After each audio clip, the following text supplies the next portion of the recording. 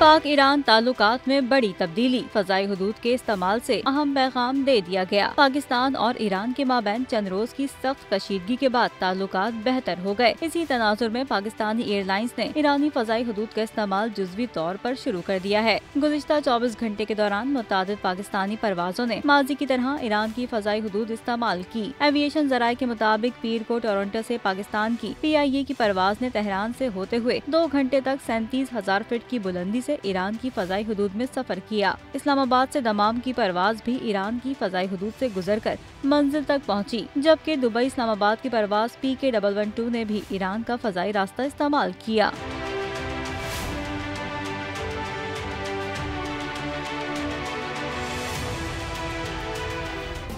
Subscribe करें और bell दबाएं ताकि कोई खबर रह न जाए।